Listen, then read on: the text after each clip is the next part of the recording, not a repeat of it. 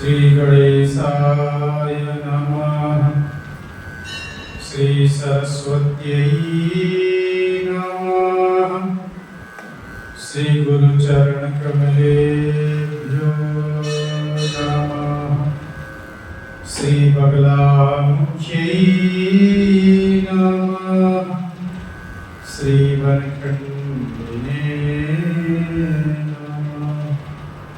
वक्रतुंड महाकाय सूर्यकोटि समप्रभ निर्विघ्नं कुरु मे देव सर्वकार्येषु सर्वदा ध्येयं सदा परिभवग्मभीष्टदोषं तीर्थास्पदं शिवभिरञ्च नुतं भृत्यारतिहं प्रणतपालभवादिपूतं वन्दे महापुरुषते चरणारविन्दं। नारायणं नमस्कृत्य नरं चैव नरोत्तमं देवीं सरस्वतीं व्यासं ततो जयमुदीरयेत्। सच्चिदानन्दरूपाय विश्वोत्पत्त्यादिहेतवे तापत्रय विनाशाय श्रीकृष्णाय नमः। यं ब्रह्मा वरुणेन्द्र रुद्रमरुतः स्तुवन्ति दिव्यैस्तवैः वेदैः साङ्गपरक्रमोपनिषदैः गायन्ति यं सामगाः। ध्यानावस्थिततद्गतेन मनसा पश्यन्ति यं योगिनो यस्यान्तं न विदुषुरासुरगणाः। देवाय तस्मै नमः। देवाय तस्मै। पीताम्बरधरां सान्द्रां पूर्णचन्द्रां वामे जीवां गदामन्यं धारयन्ते गदा। चतुर्भुजां त्रिनयनां कमलासनसंस्थितां त्रिशूलं पाणिपात्रं च गदां जीवां च बिभ्रतीं बिम्बोष्ठां कम्बुकण्ठीं च समपीनपयोधरां पीताम्बरां मदापूर्णां ध्यायेत् ब्रह्मास्त्रदेवतां। ध्यायेत् ब्रह्मास्त्रदेवतां। ध्यायेत् ब्रह्मास्त्रदेवतां। विश्वानि देव सवितरदुरितानि परासु यद्भद्रं तन्नः। बोलिए सच्चिदानंद भगवान की, श्री बालकृष्ण लाल की, सियावर रामचंद्र भगवान की, शंकर भगवान की, जगत जननी जगदम्बा महारानी की, भारत माता की, भारत के संतों की, सत्य सनातन धर्म की, समस्त हरि भक्तों की। नमः पार्वती पतये हर हर महादेव। आए बड़े भाव से बड़ी मस्ती के साथ भगवान नाम का स्मरण करें। यह जीवन अत्यंत दुर्लभ है। इस जीवन को प्राप्त करके, मानवीय देह को प्राप्त करके भगवान का भजन करें। हरि भजले हरि भजले, हरि भजने का मौका है। हरि भजने हरि भजने हरि भजने का पाए। हरि भजले हरि भजले हरि भजने का मौका है। हरि भजले हरि भजले हरि भजने का मौका है। अभी भजले अभी भजले अभी भजने का मौका है। अभी भजले अभी भजले हरि भजने का मौका है। हरि भजले हरि भजले हरि भजने का मौका है। हरि भजले हरि भजले हरि भजने का मौका है। ये मौका बार बार नहीं मिलता। और यदि आप सोचो कि बार बार मौका मिलने वाला है, नहीं, बार बार मौके नहीं आते, मौका एक ही बार आता है।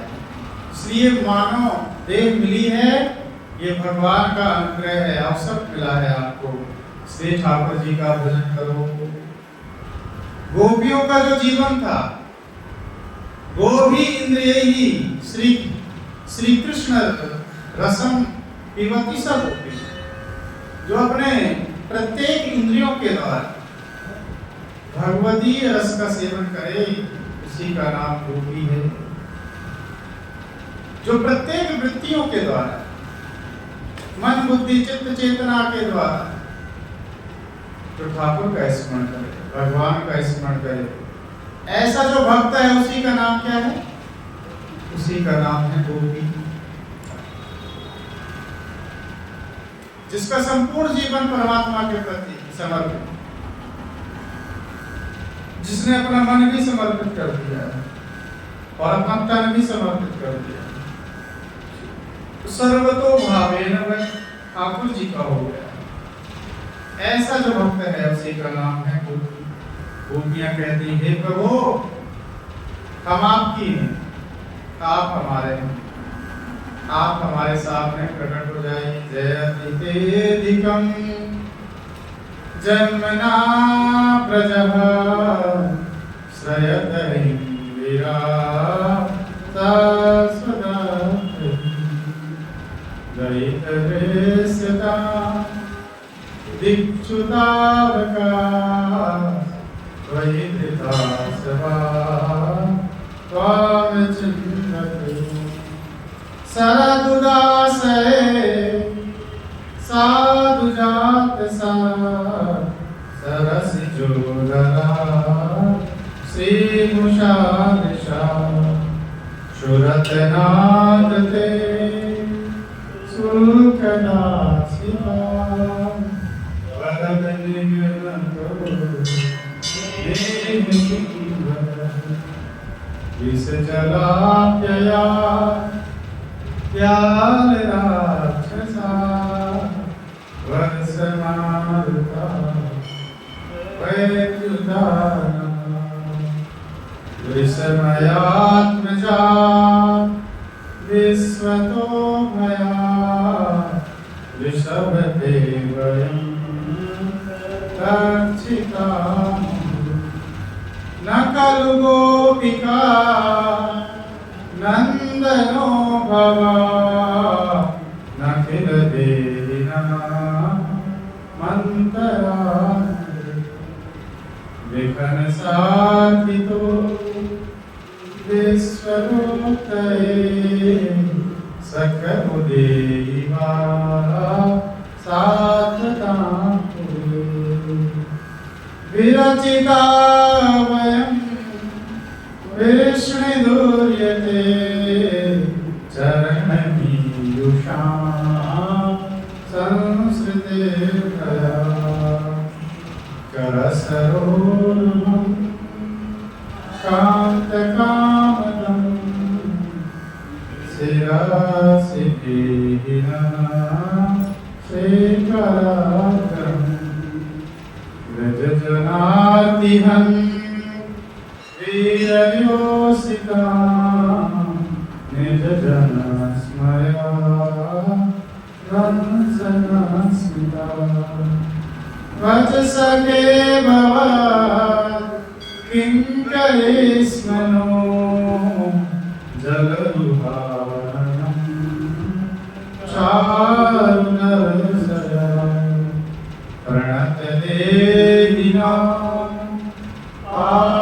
पापनाशनं ऋणचरानुगं श्रीनिकेतनं परिपरार्पितं ते पदाम्बुजं ऋणुभुजे सुनः कृम्येच्छयम् न खलु गोपिका नन्दनो भवान् अखिलदेहिनां अन्तरात्मे। गोपियाँ कहती है हे प्रभु न खलु गोपिका नंदनम, हम निश्चय ही जान गई हैं, पहचान गई हैं। और यह बात हम सबको बता दें। क्या बता दो? कहते हैं न खलु गोपिका नंदनम, अब यह जान गई है कि आप नंदन यशोदा नंदन नहीं। तो मैं क्या हूं? बोलती हैं कि आप तो अखिल देहिनां, अखिल देहधारिणां जीवानां अंतरात्म दृक्, अंतरात्मा में बैठ करके देखने वाले हैं, दृष्टा हैं, साक्षी हैं। देख करके केवल बैठ करके केवल देखने वाले हैं, साक्षी चेता केवलो निर्गुणश्च, केवल देखते रहते हैं प्रभु, सभी जीवों को निहारते रहते हैं, उसके शुभ अशुभ जितने भी कृत्य हैं उनको हमको देते रहते हैं प्रभु। इसलिए अखिल देहिनां अंतरात्म दृक् विखन सार्थितः विश्वगुप्तये, ब्रह्मा जी की प्रार्थना को सुन करके, ब्रह्मा जी ने आपकी प्रार्थना की, देवताओं ने आपकी प्रार्थना की, उस प्रार्थना के वशीभूत होकर के हे प्रभु आपने जगत के कल्याण के लिए आपका प्राकट हुआ है, आपका अवतार हुआ है। हे नाथ आप हम पर भी कृपा करो, हम पर भी कृपा बरसाओ करो। इस प्रकार से गोपियां भगवान को मना रही हैं, इस प्रकार से गोपियां ठाकुर जी को रिझा रही हैं कि ठाकुर जी मान जाए, ठाकुर जी मान जाए। गोपियों का जीवन अद्भुत था, गोपियों का जीवन सात्विक था, इसलिए ठाकुर जी गोपियों की बात सुनते थे। हमारा जीवन भी यदि गोपियों की जैसे गोपियों का जीवन निर्मल साफ सुथरा हो जाए तो ठाकुर जी हमारी भी सुन लेंगे, हमारी भी कामनाओं को पूर्ण करेंगे। तो इसका सामान्य अर्थ यही हुआ कि हे प्रभु आप नंदन यशोदा नंदन नहीं, क्योंकि ये जो गोपियां थी ना, जो स्तुति करने आई थी, ये निर्गुण गोपियां थी। निर्गुण माने निर्गुण निराकार ब्रह्म में इनकी निष्ठा थी। ऐसी गोपियों ने यहाँ पर स्तुति की है कि हे प्रभु आप नंदन यशोदा नंदन ही नहीं, अपितु आप अखिल देहधारियों के अंतः में बसने वाले, साक्षी रूप से रहने वाले, साक्षी चेता केवलो निर्गुणश्च, अंतर्यामी रूप से विद्यमान रहने वाले साक्षी हैं, आप दृष्टा हैं, आप सामान्य नहीं हैं। और अब यहाँ पर महापुरुषों ने एक जैसे कोई विनोद भरी बातें करे, उस प्रकार से भी अर्थ यहाँ पर महापुरुषों ने किया। एक गोपी ये कहती है प्रभु हम जान गए हैं आप न खलु गोपिका नंदनम, आप नंदन यशोदा नंदन नहीं है। क्यों नहीं है? इसलिए नहीं है क्योंकि यशोदा मैया आपके जैसे हैं। बोलो, आप हमें दुख दे रहे हैं, हमें इस जंगल में, घोर जंगल में, वो भी रात्रि के समय अकेले छोड़ करके, अरे कोई सिंह आ जाए, कोई व्याघ्र आ जाए और हमें हमारा नुकसान करके अपना भोजन बना के चला जाए, और ऐसी विपरीत परिस्थितियों में आप हमें दुख में छोड़ करके चले। आपकी यशोदा मैया तो ऐसी नहीं है ना, आपकी यशोदा मैया ऐसी। यशोदा उसको कहते हैं यशम ददाती इति यशोदा, जो दूसरों को यश दे, जो दूसरों का ध्यान रखे, जो दूसरों का सम्मान करे, जो दूसरों के सुख दुख में सम्मिलित हो, उसका नाम है यशोदा। पर आप में ऐसे लक्षण तो नहीं देख रहे हो, आप बुरा मत मानिएगा, आप बुरा मत मानिएगा, आप में ऐसे लक्षण नहीं देख रहे। अरे माता पिता के लक्षण बच्चों में आते हैं, जैसे माता पिता होंगे वैसे स्वभावतः माता पिता के गुण बच्चों में आते हैं, तो आप में वो गुण नहीं दिखाई दे रहे हो, बुरा मत मानिएगा। आप नंदन यशोदा नंदन नहीं है, न खलु गोपिका नंदना। और जो नंद बाबा है उनके जैसे भी आपका कोई यदि कहे कि ये माता पर नहीं गया, ये अपने पिता के ऊपर गया, तो आपके जो पिताजी हैं, आपके पिता नंद बाबा, वो ऐसे नहीं है आपके जैसे, वो तो दूसरों को आनंद देने वाले हैं। नंदयति इति नंदा, नंदयति आनंदयति आह्लादयति, जो दूसरों को सुख दे, जो दूसरों को आनंदित करे, उसी का नाम क्या है? उसका नाम है नंद। परंतु हे प्रभु, आप में ये लक्षण नहीं आ रहे। यदि यह लक्षण होते तो आप हमें इस दुख की घड़ी में छोड़ करके नहीं जाते। इसलिए हम समझ गए और सभी को यह बात बता देंगे कि आप नंद नंदन यशोदा नंदन नहीं है। और भी कह रही हैं गोपियां, कह रही हैं अखिल देहि नाम अंतरात्म दृक् ना। ना शब्द का सब जगह हमें करो, ना शब्द है ना खलु गोपिका, तो ना शब्द को सभी जगह हमें कर देंगे तो यह विनोद भरा अर्थ हो जाएगा। तो यह अर्थ हो जाएगा अखिल देहि नाम अंतरात्म दृक् नाम। हे प्रभु, हम जान गई हैं आप अखिल देहधारियों के अंतरात्मा में, अंतः में स्थिर परमात्मा नहीं। हम नहीं मानते। क्यों नहीं मानती? सब तो कह रही हैं, सब श्रुतियां कह रही हैं, वेद कह रहे हैं कि मैं समस्त जीवों के अंदर रहने वाला परमात्मा हूँ। तुम ऐसी बातें क्यों कर रही हो गोपी? गोपियां मुस्कुराई, बोली कि हे प्रभु, आप अखिल देहधारियों के अंतर में स्थिर नहीं है, हृदय में स्थित नहीं है। भले गीता कहती है कि हृदय सृजन तिष्ठति, गीता भी तो कहती है कि भगवान हमारे हृदय में रहने वाले। गोपियां कह रही नहीं नहीं, हम नहीं मानती आपको कि आप सबके हृदय में रहते हैं। क्यों नहीं मानती? बोली यदि आप सबके हृदय में रहने वाले होते तो हमारे हृदय का जो पीड़ा है उसको भी समझते, उसको भी जानते। और देखो हम कितनी दुखी हो रही हैं, आपकी भक्त हैं, आपके लिए हम वन में हैं, आपको जगह जगह ढूंढ रही हैं, आपके लिए कितनी व्यथित हो रही हैं, फिर भी आपको पता नहीं चल रहा हमारी पीड़ा का।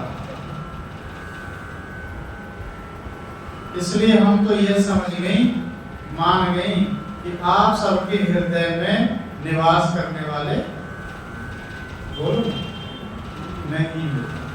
ये विनोद भरी बातें कर रही हैं ठाकुर, इसलिए कर रही हैं गोपियां विनोद भरी बातें ताकि ठाकुर जी रीझ जाए, ठाकुर जी हमसे रीझ करके और हमारे सामने प्रकट हो जाना। गोपियां कहती हैं आप सबके हृदय में रहने वाले परमात्मा नहीं है। हम जान गए हैं, भले श्रुतियां, भले स्मृतियां, गीता भले कहें कि आप सबके हृदय में बसने वाले परमात्मा है, अंतर्यामी है। अंतर्यामी का मतलब क्या होता है? जो अंतर रह करके सबके मन की बात जानता है, बोलने की जरूरत ना पड़े। परंतु यहाँ तो उल्टा हो रहा है ना, हम आपके विरह में व्याकुल हो रही हैं, रुदन कर रही हैं, और लोग कहते हैं कि आप अंतर्यामी हैं, बोलना भी ना पड़े तब भी ठाकुर जी सब समझ जाते हैं आपकी बात। परंतु यहाँ उल्टा हो रहा है प्रभु, इसलिए हम समझ गई कि आप अखिल देही नाम अंतरात्म दृक् नाम, आप समस्त देहधारियों के अंतरात्मा में बसने वाले परमात्मा नहीं है। विखन साधिका विश्व गुप्त है। और हम ये भी नहीं मान रहे हैं कि ब्रह्मा जी की प्रार्थना सुन करके, है ना, विखन सा कहते हैं, विखन सा अर्थिता प्रार्थिता, माने ब्रह्मा जी की प्रार्थना सुन करके आपका प्रकट हुआ है विश्व गुप्त है, संसार की रक्षा करने के लिए, संसार का दुख दूर करने के लिए। हम ऐसा नहीं मानती। क्यों नहीं मानते?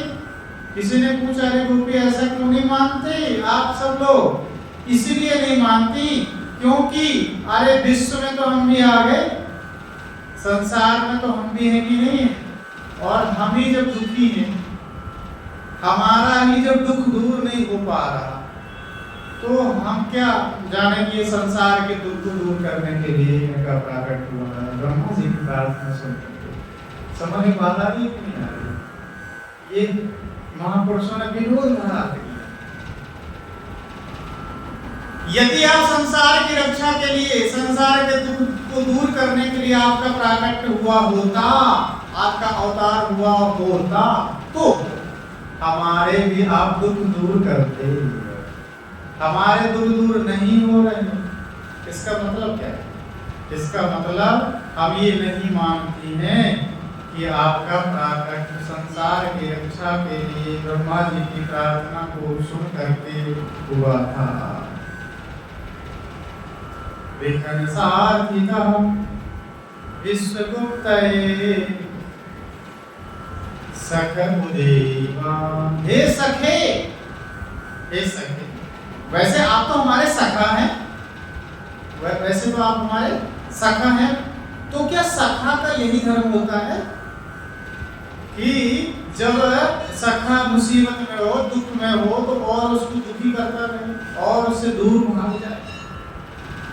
अरे सखा का तो यह कर्तव्य है कि जब मुसीबत आए तो उसके पास आ जाए, उसके दुख दूर करे, उसका नाम क्या है? सखा।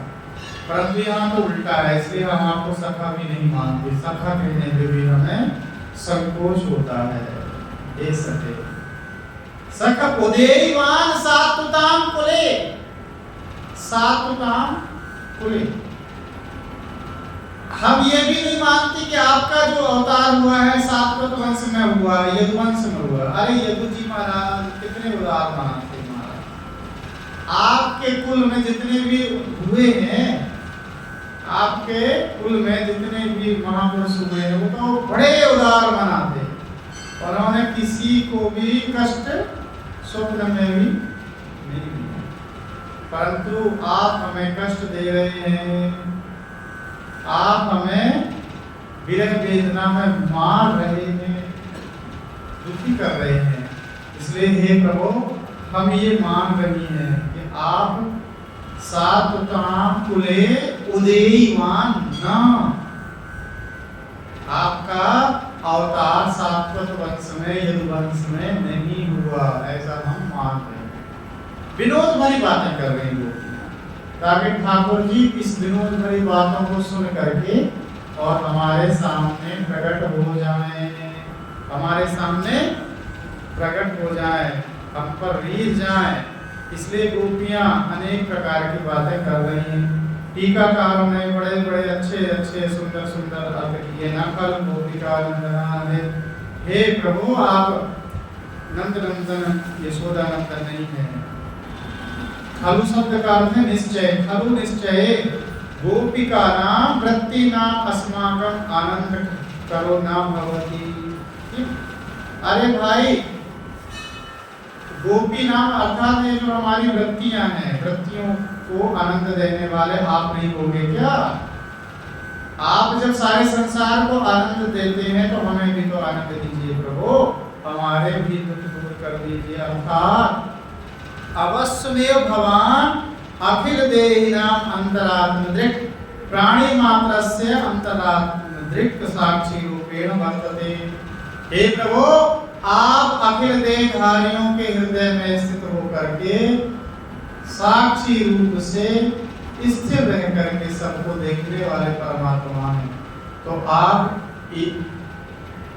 कुछ देर के लिए हमारी ओर भी तो निहार लीजिए, हमारी ओर भी तो देख लीजिए प्रभु, ताकि हमारे भी दुख दूर हो जाए। विघ्न साधिका विश्वगुप्त का अर्थ किया विशेषण खनति वेदार्थम विचारयति इति विघ्नः विद्वान। जो विशेषण रूप से वेद के अर्थों का विचार करते हैं, ऐसे जो विद्वान महापुरुष हैं, सबसे बड़े विद्वान तो ब्रह्मा जी हैं। तो यहाँ पर अर्थ किया विशेषण खनति वेदार्थम विचारयति इति विघ्ना, अर्थात विद्वान तेन अर्थिता प्रार्थना विषय भूता मोक्ष स्वरूप विश्वगुप्त है। अर्थात विद्वान की प्रार्थना सुन करके जब विद्वान महापुरुष जब आपस में बैठ करके मन करते हैं, सत असत का विवेक करते हैं, तो सत असत विवेक सारी बुद्धि के द्वारा अंतोगत्वा एक निश्चय निचोड़ निकलता है, एक सिद्धांत प्रकट होता है कि अयम ब्रह्म अयमात्मा ब्रह्म तत्त्वमसि। और फिर अंत में ये निचोड़ निकलता है अहम ब्रह्मास्मि, अहम ब्रह्म। सत असत विवेचन करने वाली जो विवेक सावनी बुद्धि है, उसके द्वारा जब मंथन होता है विद्वानों के बीच में, तब जाकर के तत्व का निर्णय निकलता है, एक निचोड़ निकलता है। और फिर निचोड़ निकलता है कि वह जो परमात्मा है वह साक्षी रूप से विद्यमान है, हमारे हृदय में ही विराजमान है। इसलिए यहाँ अर्थ किया विशेषण खनति वेदार्थम विचारयति इति विघ्न विद्वान तेन अर्थिता प्रार्थना विषय भूता। वास्तव में जो परमात्मा था निर्गुण निराकार स्वरूप था, परंतु विद्वानों ने ब्रह्मा इत्यादि ने प्रार्थना की, हे प्रभु आप भक्तों का कल्याण करने के लिए, आप भक्तों का कल्याण करने के लिए योगी यदि सन्यासी ऋषि महर्षियों के हृदयगत जो वासना है, उस वासना को दूर करने के लिए आप सगुण साकार रूप लेकर के अपनी शक्ति के साथ, अपने आह्लादनी शक्ति के साथ प्रकट होइए, अनेक विध लीलाएं कीजिए। उन लीलाओं का श्रवण मनन चिंतन करके जो योगी यदि सन्यासी आपके भक्तजन हैं, उनका उद्धार हो जाए प्रभु। इसलिए भगवान का प्राकट्य हो गया। भगवान ने उनकी प्रार्थना को सुन करके, विद्वानों की प्रार्थना को सुन करके और सगुण साकार रूप लेकर के, और वह परमात्मा जो निर्गुण निराकार अजन्मा परमात्मा है, वह भक्ता नाम शुद्ध मनोबुद्ध्यादि नाम कुले समूहे शुद्ध अंतःकरणे उदयमान। सात्वत कुले आया है ना, सात्वत कुले। सात्वत कुले का अर्थ किया है कि जो सात्वंतो भक्ताः तेषां शुद्ध मनोबुद्ध्यादि नाम कुले समूहे शुद्ध अंतःकरणे उदयमान। जो भगवान के भक्त हैं, जो भगवान में ही अपनी मन बुद्धि चित्त चेतना को लगा रखे, उनके शुद्ध अंतः में, शुद्ध हृदय में भगवान का प्राकट्य होता है। समझ में बात आ रही है कि नहीं आ रही? बिना शुद्ध अंतःकरण किए हुए परमात्मा का प्राकट्य नहीं होता, है ना। भगवान को यदि प्रकट करना है तो मन को शुद्ध करना पड़ेगा, अंतःकरण को शुद्ध करना पड़ेगा, तो ही भगवान दिखाई पड़ेंगे। शीशा कितना भी आप बाजार गए, बाजार से शीशा लाए, दर्पण लेकर के आए, मूल्यवान दर्पण लेकर के आए और उसको दीवार में लगाए, सजाए और अपना चेहरा देखने के लिए आए, परंतु आपको चेहरा दिखाई नहीं पड़ता। आप हैरान हो गए, अरे इतना कीमती बहुमूल्य दर्पण लाई और दर्पण में चेहरा दिखाई नहीं पड़ रहा, हो क्या गया? बहुत परेशान हुए। कोई व्यक्ति आया और उसने कहा, अरे माता जी इसको पहले साफ तो करो तो ही तो दिखाई पड़े। जब तक आप शीशे को साफ नहीं करेंगे, कितना भी मूल्यवान दर्पण हो, आपको दिखाई नहीं पड़ेगा। जब तक शुद्ध अंतः नहीं होगा, शुद्ध मन नहीं होगा, शुद्ध बुद्धि नहीं होगी, चित्त की शुद्धि नहीं होगी, तब तक आपको परमात्मा का साक्षात्कार नहीं हो सकता। ऐसा नहीं कि परमात्मा विद्यमान नहीं है, ऐसा नहीं कि वो ठाकुर जी हमारे पास नहीं, हृदय में नहीं है, हृदय में भी विद्यमान है, वहीं रहते ही हैं, परंतु उनकी अनुभूति तभी होगी जब आपका अंतः शुद्ध होगा, जब आपका मन निर्मल होगा। इसलिए मन को शुद्ध करने के लिए अनेक उपाय बताए। जैसे महर्षि पतंजलि ने यह कहा कि आप भाई अष्टांग योग का सहारा ले लो। अष्टांग योग, यम नियम आसन प्राणायाम प्रत्याहार धारणा ध्यान और समाधि। योग के कितने अंग हैं? विकास जी कितने अंग है योग? 8 अंग है। कितने अंग हैं? आप जैसे योगा योगा कहते रहते हो ना, योगा योग को भी, योग की भी लोगों ने टांग तोड़ करके रखी, योग की भी टांग तोड़, योग को योगा बना दिया और केवल हाथ हिलाना पैर हिलाना ये योग नहीं है। योग के कितने अंग हैं बताओ? 8 अंग हैं। यम नियम आसन प्राणायाम धारणा ध्यान, फिर जाकर के समाधि। इसका नाम क्या है? केवल पैर हिला रहे हो, हाथ मटका रहे हो, इसका नाम योग नहीं। उसके पहले उसके पहले पूर्व तैयारी करनी पड़ेगी। आप पहले यम का पालन करना पड़ेगा। यम भी बहुत सारे हैं, है ना? नियम बहुत सारे हैं। यम नियम के आगे बढ़ोगे, यम नियम करोगे, अपने जीवन में संयम लाओगे, अपनी इंद्रियों को अपने वश में करोगे, तब जाकर के यम नियम के बाद की जो तीसरी सीढ़ी है उसका नाम क्या है? आसन। उसका नाम क्या है? आसन। बोलिए ना मेरे से। आसन। आसन का मतलब आकर के एक जगह बैठ पाएंगे आप। जब तक आसन नहीं करेंगे, जब तक शरीर को आप थकाएंगे नहीं। अनेक प्रकार के आसन हैं, 84 आसन मुख्य पतंजलि, अनेक विध आसन है, सूक्ष्म आसन भी बहुत है। तो आसन करो, स्थूल शरीर को पहले थकाना है, फिर आसन, यम नियम आसन, फिर क्या करना है? प्राणायाम, प्राणों का आयाम, प्राणों का आयाम करना है। प्राणों के आयाम बताएंगे। प्राणायाम के अनेक भेद, प्राणायाम के अनेक भेद हैं। प्राणायाम करना है, फिर क्या करना है? प्राणायाम, फिर प्रत्याहार, प्रत्याहार करना है। प्रत्याहार में आगे एक और सीढ़ी बढ़ा देना है। प्रत्याहार, धारणा, फिर करना है धारणा। धारणा का मतलब होता है कि एक जगह मन को केंद्रित करना, किसी स्थूल में अपने मन को लगाना। फिर होता है ध्यान, फिर होती है समाधि। उसके बाद की जो अवस्था है उसका नाम क्या है? समाधि। विकास जी आजकल योग कर रहे हैं, आसन भी कर रहे हैं साथ में, प्राणायाम भी कर रहे हैं, धारणा भी कर रहे हैं, और ध्यान भी कर रहे हैं, 4 चीज एक साथ होती है। ऐसे योग ऐसी विधा को कर रहे हैं जिस विधा में ये 4 चीजें एक साथ होती हैं।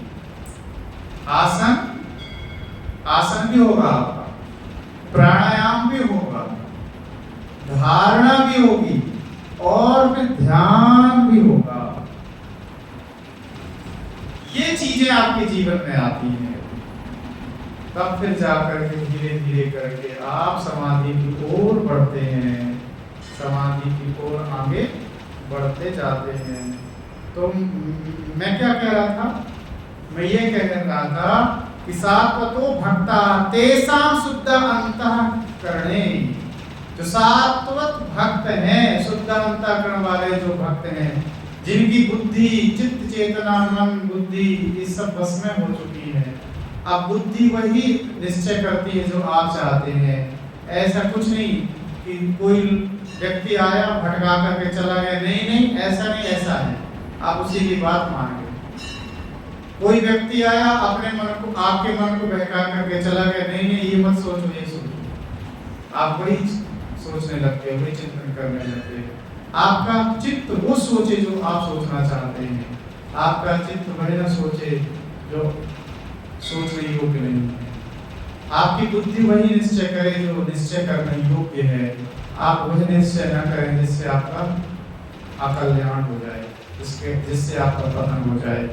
तो शुद्ध अंतःकरण शुद्ध मनोबुद्ध्यादिनाम कुले समूहे शुद्ध अंतःकरणे उदीयमान। हे प्रभु, गोपियां कहती है ठाकुर जी आप वैसे निर्गुण निराकार थे, फिर भी आपने भक्तों की प्रार्थना सुन करके भक्तों के अंतः में जो निर्मल अंतःकरण वाले भक्त थे उनके हृदय में आपका प्राकट्य हो गया। प्रभु आपने जीव मात्र के कल्याण के लिए अनेन जीवेन आत्मना अनुप्रविश्य नाम रूपे व्याकरणानि, माने नाम रूप में ठाकुर जी प्रकट हुए थे, निर्गुण निराकार, परंतु अब भगवान का जब अवतार हुआ तो उनका नाम भी आ गया और ठाकुर जी का सुंदर रूप भी आ गया। समझ में बात आ रही थी? नाम रूप अस्ति भाति प्रियम रूपम नाम एतत् पंचकम।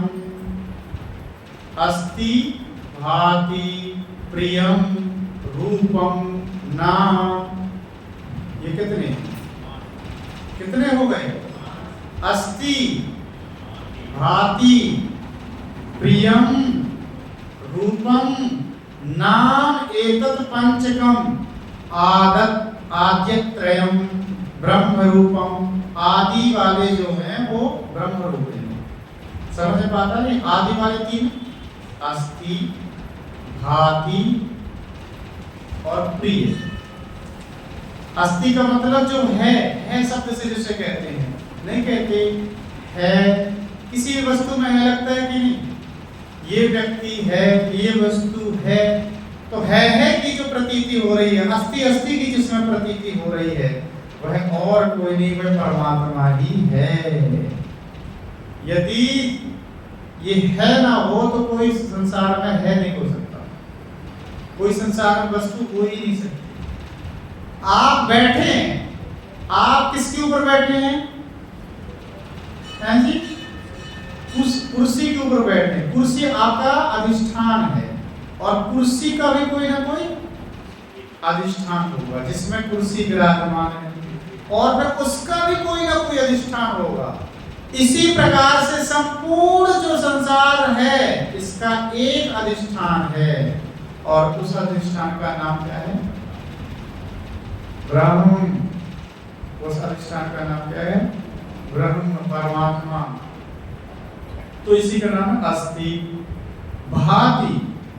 भादीप्तो मतलब प्रकाश, भादीप्तो का मतलब है ज्ञान, वह ज्ञान स्वरूप परमात्मा है, ज्ञान स्वरूप परमात्मा है। सत्स्वरूप हो गया अस्ति और दीप्ति का अर्थ हो गया ज्ञान, वह परमात्मा ज्ञान स्वरूप है। बिना ज्ञान के जीवन निरर्थक। नहीं कहते इसकी तो बुद्धि ही नहीं है, इसकी बुद्धि खत्म है। जिसके पास बुद्धि नहीं है, ज्ञान नहीं है, उसका अस्तित्व नहीं होता। इसलिए महापुरुषों ने यह कहा कि आपके दुख की निवृत्ति केवल और केवल ज्ञान से होगी। जीवन में यदि दुख है, जीवन में यदि दुख है, तो इसका मतलब ही यह है कि जीवन में अज्ञानता है। जैसे ही जीवन में ज्ञान आता है, जैसे ही जीवन में ज्ञान आता है, ज्ञान का प्रादुर्भाव होता है, वैसे ही सारे अज्ञान निवृत्त हो जाते हैं और वैसे ही दुख की निवृत्ति हो जाती है। जिस प्रकार सूर्य के उदय होने पर अंधकार रह जाता है, क्या बताओ ना? सूर्य नारायण भगवान उदय होते हैं तो उदय होने के बाद कुछ देर इंतजार करता है अंधकार, क्या तत्काल देरी नहीं होती, तत्काल वहां से सूर्य भगवान उदय हो नहीं पाते कि ये खड़ा नहीं रह पाता, तुरंत निवृत्त हो जाता है।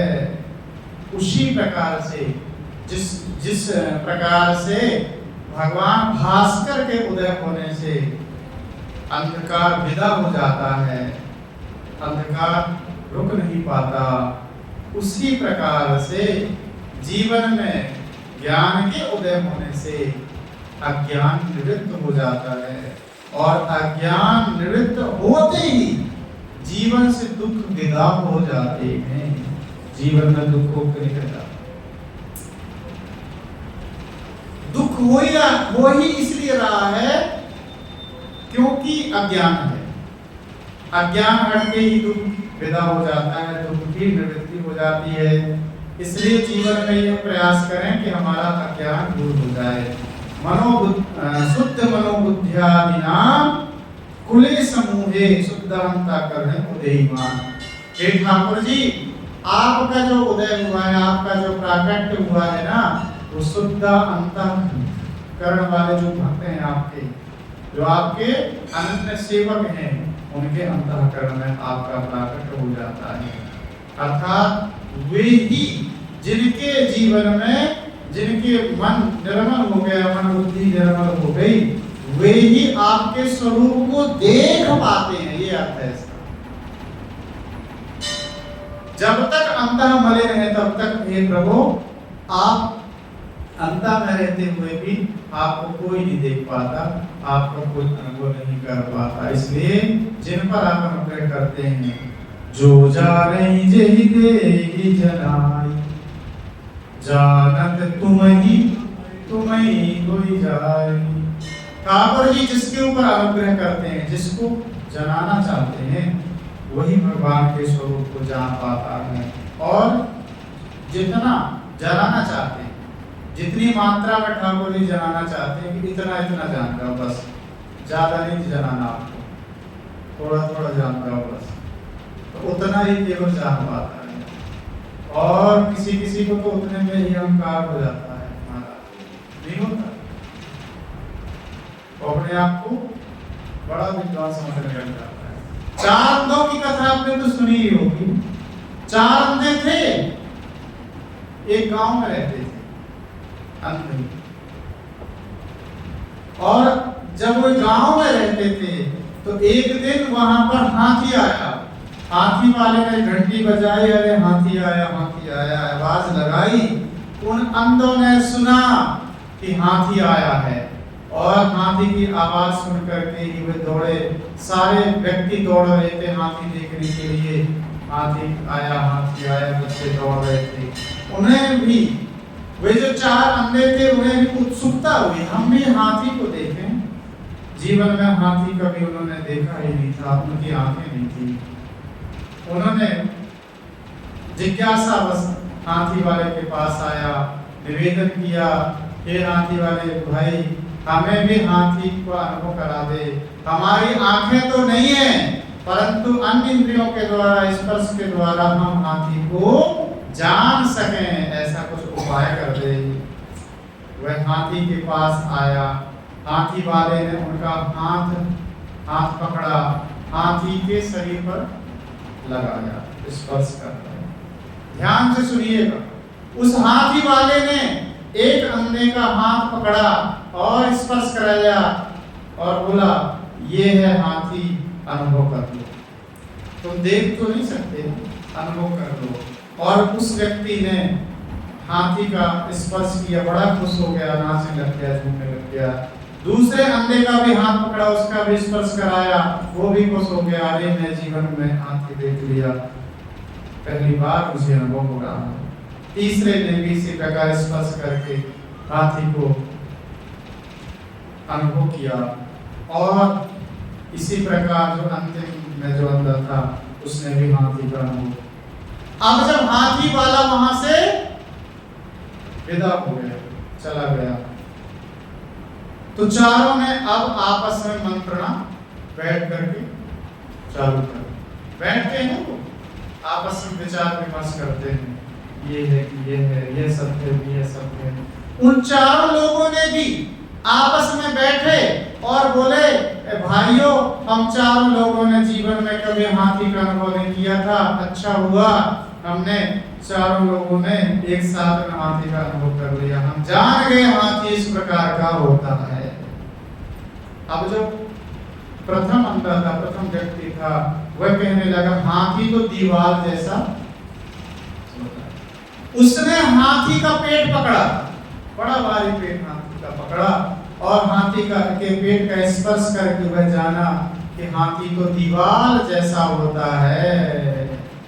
अन्य लोग बड़े हंसे, ठहाका लगा करके अन्य अंधों ने हंसना आरंभ किया, अरे ये तो मूर्ख है, ये इसने तो कुछ नहीं जाना, हमने हाथी को जाना है, दीवार जैसा नहीं होता, वो तो सांप जैसा होता है, वह तो सांप जैसा पतला पतला होता है। और जिसने यह कहा कि सांप जैसा पतला होता है, वह हाथी की पूंछ पकड़ा। अब देखो, पहले वाला अंधा कह रहा है कि दीवार जैसा होता है, तो क्या वो झूठ बोल रहा है? क्या झूठ बोल रहा है? वो झूठ नहीं बोल रहा, परंतु जितना उसने अनुभव किया है, अपने अनुभव के अनुसार वह सत्य बोल रहा है। दूसरा व्यक्ति कह रहा है, नहीं नहीं, दीवार जैसा नहीं होता हाथी, हाथी तो सर्प जैसा होता है, पतला पतला। वह जितना अनुभव किया, क्योंकि उसने पूंछ पकड़ा था, पूंछ का अनुभव करने के कारण उसने अपना अनुभव बयान कर रहा है, अपना अनुभव बता रहा है। परंतु ध्यान रखना, दोनों व्यक्ति सही बोल रहे हैं, अपने अनुसार, अपने अनुभव के अनुसार सत्य बोल रहे हैं। तीसरा व्यक्ति हंसने लग गया, अरे तुम दोनों के दोनों झूठ बोलते हो, गप मारते हो दोनों के दोनों। मैंने देखा, मैंने अनुभव किया है, हाथी तो सूप जैसे होता है। सूप नहीं होता, पहले की माताएं अनाज साफ करती थी, अनाज साफ करने का होता है। उसने हाथी का कान पकड़ा था और उसने कह दिया कि हाथी तो सूप जैसे होता है, हम जान गए हैं, मैं अनुभव कर लिया हूं, तुम दोनों को अनुभव नहीं है। चौथा व्यक्ति तो आगे कहने लग गया, अरे तुम तीनों के तीनों झूठ बोल रहे हो, हाथी तो खंभा जैसे होता है, हाथी तो खंभे जैसे। अब देखो, वहां पर चार लोग विद्यमान हैं और चारों लोगों ने एक ही हाथी का अनुभव किया, एक ही साथ किया, परंतु उन्होंने अलग अलग अलग अलग अनुभव कर लिया। और चारों के चारों व्यक्ति सही बोल रहे हैं कि झूठ बोल रहे हैं? बताओ, सही बोल रहे हैं। तो क्या वे चारों के चारों पूरा का पूरा सही बोल रहे हैं? क्या पूरा का पूरा सही नहीं बोल रहे, वो अर्ध सत्य बोल रहे हैं। जितना उन्होंने एक अंश में अनुभव किया, उस एक अंश में तो सही बोल रहे हैं, परंतु उनका ये दावा कि वह हाथी ऐसा ही होता है, ये बोलना गलत है। इसी प्रकार से उस परमात्मा के विषय में भी बड़े बड़े विद्वान, ऋषि, महर्षि, योगी, यति जैसा अनुभव करते हैं वैसा वर्णन करते हैं कि वह परमात्मा ऐसा है, उसका स्वरूप ऐसा है, उसका स्वरूप ऐसा है। तो वे अपने अपने अनुभव के अनुसार वर्णन करते हैं। वे भी महापुरुष ये कहते हैं कि हमने जैसा अनुभव किया, हमने बताया, ऐसा ही है, हम ये दावा नहीं करते। आप भी अनुभव करो और अपने अनुभव से जानो। परमात्मा का अनुग्रह जब आपके ऊपर होगा, वह अनुग्रह ही आपका अनुभव कराएगा और आप अनुभव में जान पाएंगे कि परमात्मा का स्वरूप कैसा होता है। जितना ठाकुर जी जनाना चाहते हैं, जिसको जनाना चाहते हैं, वही व्यक्ति उतना ही जान पाता है। संपूर्ण रूप से कोई उन्हें नहीं जान पाता। जो जानहि जेहि तेहि जनाई, जानत तुम्हें होई जाए। हे प्रभु, जो आपको जान जाता है वह आप जैसे ही हो जाता है। जो संपूर्ण रूप से आपको जान गया ना, तो वह आपके जैसे ही हो जाएगा। फिर आप हैं कैसे, ये बताने के लिए फिर वो रह ही नहीं जाएगा। जिस प्रकार एक चीनी की गुड़िया, चीनी की पुतली होती है। चीनी की गुड़िया ने सागर के समीप आई और सागर के समीप आकर के वहां पर रुक कर के सागर को नमस्कार किया। बोली, हे सागर भाई, मैं आपकी गहराई मापने आई। सागर की गहराई मापने आई। सागर मुस्कुराया, बोले, तू आई गहराई नाप ली, परंतु ध्यान रखना, अपना ध्यान रखना। मेरी गहराई मापते मापते तू ही खो मत जाना। उसने कहा, बड़ी अकड़ थी, बड़ा अभिमान था, मैं तो जान करके ही लौटूंगी, मैं तेरे को जान करके ही लौटूंगी, बिना जाने लौटने वाली नहीं हूँ। सागर मुस्कुराया, बोला, तू लौटने लायक बचेगी तो ही तो लौटेगी, मुझे जान करके कोई वापस नहीं लौटता। तुम आई है, जान तो जाएगी परंतु वापस दूसरों को बताने वाली नहीं रह जाएगी। वह जो चीनी की गुड़िया थी, सागर की गहराई में छलांग लगाया और सागर की गहराई में छलांग लगा करके उसने क्या किया?